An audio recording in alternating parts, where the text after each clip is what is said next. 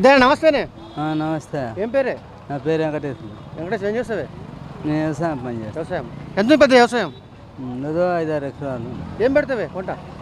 పత్తి. పత్తి. సార్ వర్షాలు లేవు కానీ పంట పండేదా మరి? ఏం పడినా దండగాయా ఏం పండలే. అంతేనా? వ్యవసాయం దండగా ఈసారి ఏం వెళ్ళలే. గింజల పైసలు కూలీల పైసలు వెళ్ళే, పెట్టిన గింజల పైసలు అయ్యేదిలే. అంటే సార్ వ్యవసాయం కలిసి రావాలి ఈసారి. కలిసి రాలే. ఇప్పుడు ఏం పెద్ద ఎంపీ ఎలక్షన్లు వస్తున్నాయి. ఇప్పుడు ఎంపీ ఎలక్షన్లు ప్రధానమంత్రి ఎవరైతే బాగుంటుంది? కాంగ్రెస్ అయితే బాగుంటుందా? మీకు తెలుసు ఆయన. నువ్వేమనుకుంటున్నావు మనసులో? ఏమనుకుంటున్నారు మనసులో అంటే లోకం జనాలు ఎక్కడ ఉరగబడితే అక్కడనే ఉరగబడతారు. మనం ఒకళ్ళమంటే కలవదు కదా. ఎవరి తత్వం ఎట్లా ఉంటుందో. అయితే కేంద్రంలో ప్రధానమంత్రి మోడీ అయితే బాగుంటుందా, రాహుల్ గాంధీ అయితే బాగుంటుందా? ఎవరైనా ఓటే.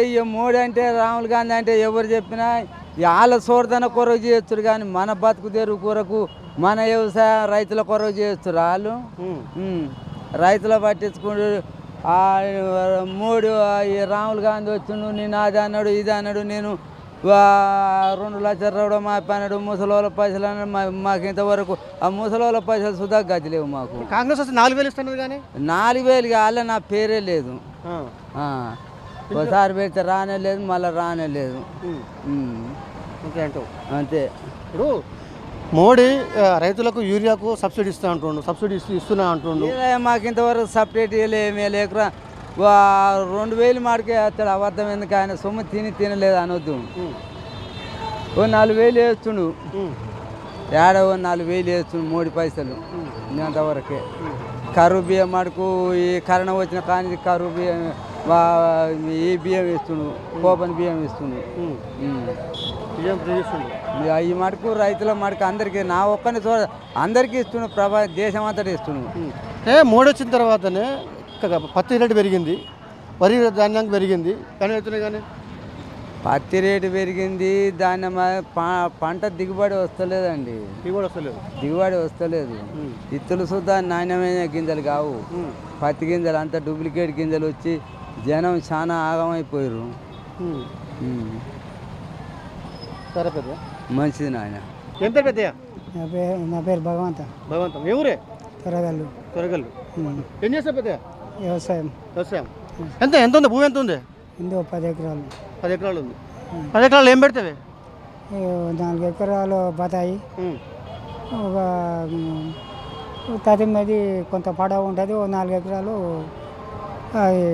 పొలం. రైతు బంధు పడ్డదా? రైతు బంధు విషయం వల్ల అంటే అప్పుడు కేసీఆర్ ఉన్నప్పుడు రైతు బంధు మంచిగా టైం ప్రకారం పడదు. ఇప్పుడు ఈ ప్రభుత్వం వచ్చినాక రైతు బంధు అనేది వేయలేకపోతుండు. అంటే ఇప్పుడు మనం 5 ఎకరాల లోపల వాళ్ళకి మొత్తం మీద అయితే 3 ఎకరాల లోపల వాళ్ళకే వేసిండు. మళ్ళీ తతిమది ఇంకా వేయలే. సరే ఏదో ఎలక్షన్ కోడ్ అదో ఇదో అని చెప్తున్నారు. మరి కేసీఆర్ అయితే మంచిగానే వేసిండు. మరి ఈయన వేసిండు.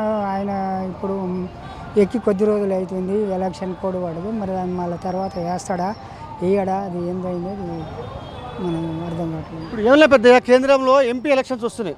అంటే ఎంపీ అంటే ప్రధానమంత్రిని ఎన్నుకునే ఎలక్షన్స్. ప్రధానమంత్రి కాంగ్రెస్ నుంచి రాహుల్ గాంధీ అంటున్నాడు, అటు బీజేపీ నుంచి నరేంద్ర మోడీ అంటున్నాడు. అంటే ఎవరు వస్తే రాహుల్ గాంధీ వస్తే బెటరా, మోడీ వస్తే బెటర్ అనుకుంటున్నాను? నేను మోడీ వస్తే బెటర్ అనుకుంటున్నాను. మోడీ వస్తే బెటర్ అనుకుంటున్నాను.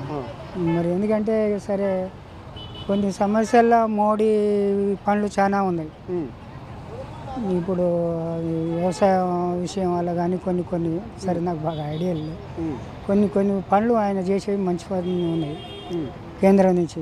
దానివల్ల మోడీ వస్తేనే మంచిగా ఉంటుందని నా ఉద్దేశం. ఇక మరి అదే నా ఉద్దేశం అది. సరే ఎందుకైనా మంచిది ఆయన వస్తేనే కొన్ని సమస్యలు అనేవి తీరుతాయి. ఓకే, థ్యాంక్ యూ పెద్దయ్య. సరే.